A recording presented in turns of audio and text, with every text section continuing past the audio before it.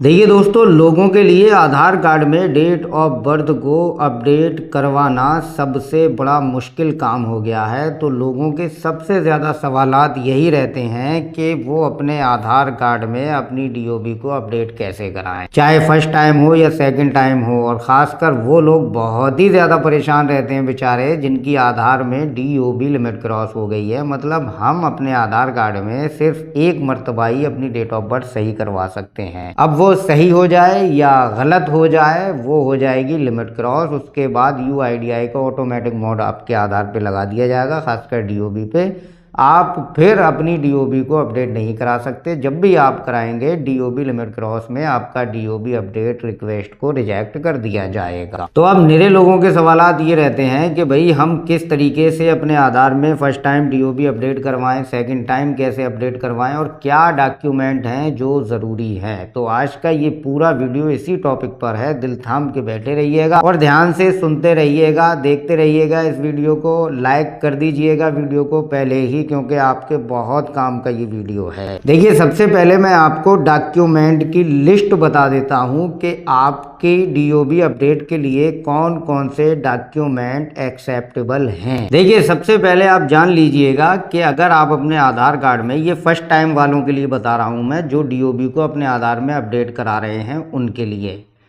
आपके लिए सबसे पहले अपनी डीओबी अपडेट कराने का सबसे मजबूत दस्तावेज जो है वो आपका बर्थ सर्टिफिकेट है। बर्थ सर्टिफिकेट ही से आप अपनी डीओबी अपडेट करवा सकते हैं। इसके अलावा फर्स्ट टाइम, ठीक है, फर्स्ट टाइम अगर आप डीओबी अपडेट करवा रहे हैं तो आपकी 10th की मार्कशीट है या आपकी 11th की मार्कशीट है जिस पे आपकी डीओबी हो। मतलब अगर ग्रेजुएशन की भी मार्कशीट है जिस पे आपकी डीओबी अंकित है, आपके फ़ोटो, आपके नाम, आपके माता पिता के नाम के साथ, तो फिर वो मार्कशीट भी एक्सेप्टेबल है। ज़रूरी नहीं है कि 10th क्लास ही की मार्कशीट हो। उसके अलावा पासपोर्ट आप यूज़ कर सकते हैं एज आ डीओबी प्रूफ। पासपोर्ट भी सबसे मजबूत दस्तावेज है। पासपोर्ट के अलावा अगर किसी के पास third gender transgender identity card certificate issued under the transgender persons protection of right act 2019, मतलब अगर कोई जैसे थर्ड जेंडर है और उसके पास उसका आइडेंटिटी कार्ड है जेंडर चेंज करवाने का, उस पर उसकी डीओबी वगैरह अंकित है, तो वो भी फर्स्ट टाइम डीओबी उससे अपडेट करवा सकता है। इसके अलावा आपका कोई भी सरकारी आइडेंटिटी प्रूफ जिसमें आपकी डीओबी साफ साफ अंकित हो, या फिर आपका सर्विस आईडी कार्ड हो जिसमें आपकी डीओबी, आपका फोटो, आपके माता पिता का नाम हो, वो डीओबी प्रूफ में एक्सेप्टेबल है। ठीक है, ये फर्स्ट टाइम अगर आप अपने आधार कार्ड में अपनी डेट ऑफ बर्थ को अपडेट करवा रहे हैं तब ये डॉक्यूमेंट एक्सेप्टेबल हैं। अब दूसरी बार की बारी है, मतलब आपकी आधार कार्ड में आपकी डीओबी लिमिट क्रॉस हो गई है। मतलब एक मौका जो यूआईडीआई ने आपको दिया था वो आपने गवा दिया, उसके बावजूद आपके आधार में आपकी डीओबी गलत हो गई है, तो आप उसे कैसे सुधरवा सकते हैं। अब ये मैटर बहुत अलग हो जाता है। ये कंडीशन के हिसाब से इसमें नियम लागू होते हैं।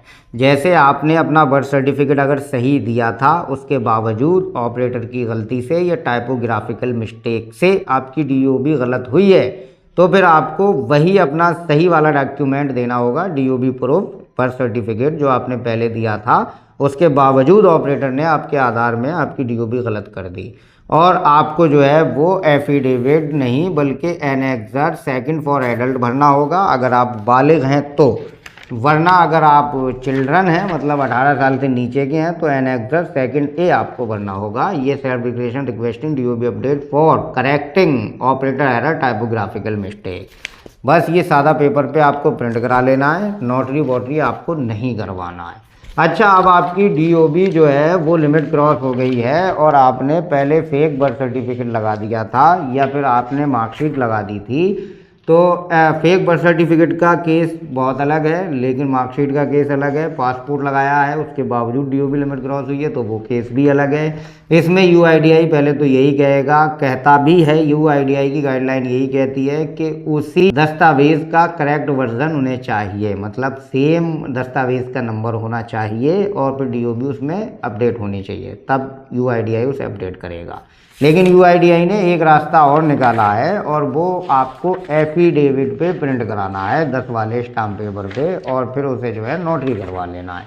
ये है affidavit for date of birth updation. ठीक है, ये है, इसमें एनेक्सर ए है एडल्ट के लिए, जो बालिग हैं उनके लिए, और एनेक्सर फर्स्ट ए है चिल्ड्रन के लिए। तो ये आपको 10 वाले स्टाम्प पेपर पर प्रिंट कराना है और उसके लिए आपको बर्थ सर्टिफिकेट ही देना होगा। ठीक है, बर्थ सर्टिफिकेट बहुत ही ज़्यादा मोस्ट इम्पॉर्टेंट है DOB लिमिट क्रॉस अपडेट करवाने के लिए, ये ध्यान रखिएगा। बहुत लोग कमेंट कर देते हैं कि भैया हमारी 10th की मार्कशीट से DOB लिमिट क्रॉस अपडेट हो जाएगी क्या, पासपोर्ट से हो जाएगी क्या? तो भैया DOB का सबसे मजबूत प्रमाण आपका DOB प्रूफ है, बर्थ सर्टिफिकेट ही है। बर्थ सर्टिफिकेट के अलावा किसी भी कागज़ से, किसी भी डॉक्यूमेंट से आपकी DOB लिमिट क्रॉस अपडेट नहीं होगी, बर्थ सर्टिफिकेट ही ज़रूरी है, ये ध्यान रखिएगा। तो ये एफिडेविट्स किस तरीके से भरने हैं, कौन से कॉलम में क्या चीज़ भरी जाएगी, वो सब मैं आपको वीडियोस के ज़रिए बता चुका हूँ। आप चैनल पर विजिट कीजिएगा और देख लीजिएगा। तो मुझे उम्मीद है कि इस वीडियो के ज़रिए मैं आपको समझा पाया हूँगा, सिखा पाया हूँगा कि आप किस तरीके से अपने आधार में फर्स्ट टाइम अपनी DOB अपडेट करवा सकते हैं और लिमिट क्रॉस भी कैसे अपडेट करवा सकते हैं। तो अगर वीडियो हेल्पफुल लगा है आपको तो लाइक ज़रूर कीजिएगा और अपने यार दोस्तों में शेयर ज़रूर कीजिएगा। ठीक है।